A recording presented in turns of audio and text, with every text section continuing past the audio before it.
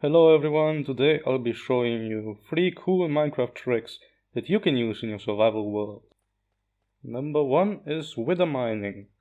Withers break all the blocks around them when they are hit, and we can use this to our advantage to mine deep slate, which usually takes a very long time to get in huge quantities. To do this, you're gonna want a strip mine, which is very long, the longer the better. And it needs to be deep in the world, so you don't run into many caves. So somewhere around -50 should be best. If you do run into caves, then just make sure to block them off a little bit. 1 or 2 layers of blocks should be enough. Caves are only a problem, really, if there's space above, so make sure to cover that up. Once you've done that, go to the end of your strip mine and dig out a little space to place the wither in.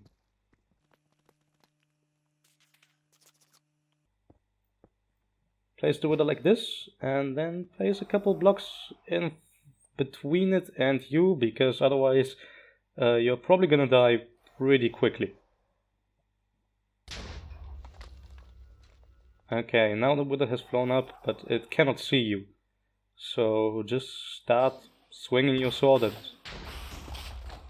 By doing damage to it, you immediately trigger the block breaking, and from time to time it shoots skulls, which are gonna destroy some items, but that shouldn't be too big of a problem. Just make sure to hit it and then always walk back.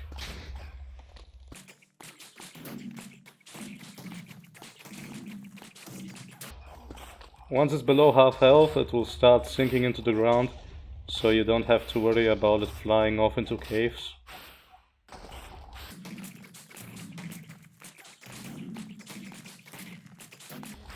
Once you get to quite low health, you might want to switch to your fist, because we still have some strip mine to go, but I don't want to kill him quite yet. The wither regenerates quite quickly, so make sure to keep hitting him. Just punch him and walk back. Once you've reached the end of your strip mine, just kill the wither.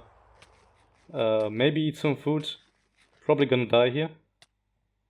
Oh no.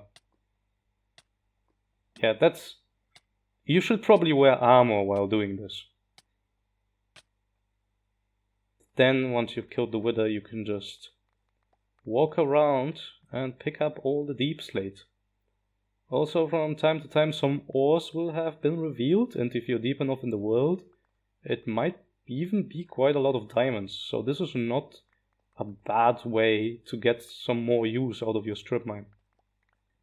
Okay, so after walking around the tunnel and having picked up all the deep slate, that's what I got, and that's a lot. I don't know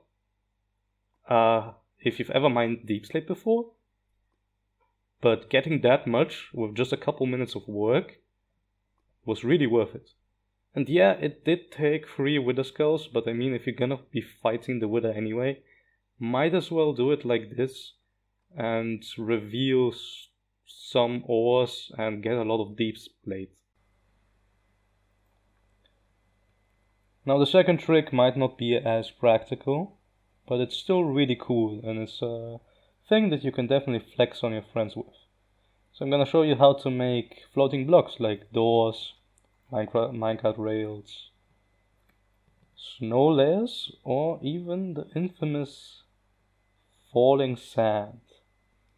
In the words of a true redstone engineer, it's actually quite simple, because this is actually all there is to it. So you need a sticky piston that is pointing into some slime blocks that cannot be pushed back for whatever reason. In this case, it's because there's a chest there, and pistons cannot push chests. So this could be a furnace or an obsidian block, anything that cannot be pushed by a piston. Alternatively, you could just spam a bunch of slime blocks until you've got more than 12, and then the piston also wouldn't be able to retract. Either way, there's some glitch in the game that when a piston retracts, but it couldn't retract the structure, it won't update any of the blocks around it, allowing us to get this cool floating sand. All you have to do now is just break all the blocks and boom, you got floating sand.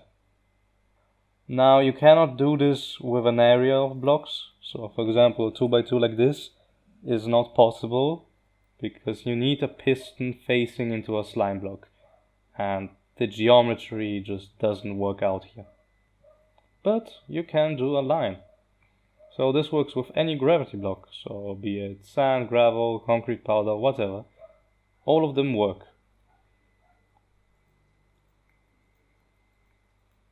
Let me just select all of them. And as you can see, once the pistons are retracted, all of them give up particles, which for the anvil and dragon egg actually looks quite weird. A quick disclaimer before we keep going is that I didn't discover this. I learned it from some guy named Scorpio, so if you want some more technical details, make sure to check out his channel. I just wanted to show you how to do it and some creative tricks that it can be used for. Now, besides for decoration, the floating blocks are useful for obvious reasons. You can also make a floating water source with a structure like this. If I just press all the levers, and then I can remove everything. And ta-da, we've got floating water. This also works with lava and it can be used for some kind of parkour, I don't know. Now this trick is cool and all, but it doesn't necessarily work with all the blocks shown here. For example, rails and doors. You cannot place them on the side of a piston. From here on out it gets a bit more complicated just because we're gonna need a headless sticky piston. Other than that, it's pretty much the same thing. But the door or snow layer or whatever is held up by a powered piston from below, and over here we've got our immovable structure of choice. Once we have it set up like this, we just have to pull it up. And boom, we have a floating door. Now headless pistons are really easy to make in creative mode. You just need a debug stick and then power it, and boom, you've got a headless piston. So now I can do it again, and ta-da, it works. In survival it's a bit more complicated, but there's a lot of tutorials on YouTube. The first one is cheaper, I guess, like it uses a piece of TNT and 10 repeaters. And all you really need to do is have the TNT in the ground, one block, and one block away from the sticky piston. Then you need to hook it up with redstone. Sticky piston needs to be hooked up to 10 repeaters set to 4 ticks. And then we trigger it, and you will see the piston will extend exactly as the TNT explodes, and we get a headless piston. Once you've done that, you want to power it as quickly as possible, because if you don't do that, as soon as you break one of the repeaters, yeah, it goes back to normal and you have to place the TNT and everything again. The other method I have here uses an end crystal, which is, I guess, a bit more expensive, but it is easier to use, and I recommend using this one because then you can also like expand it onto a line, or have like a vertical line like this. It's also like much smaller and simpler. Just have a lever that powers this block. Beneath it is the piston that you want to turn headless, and above it is another piston which updates the crystal and makes it explode. And ta-da! We've got our headless piston.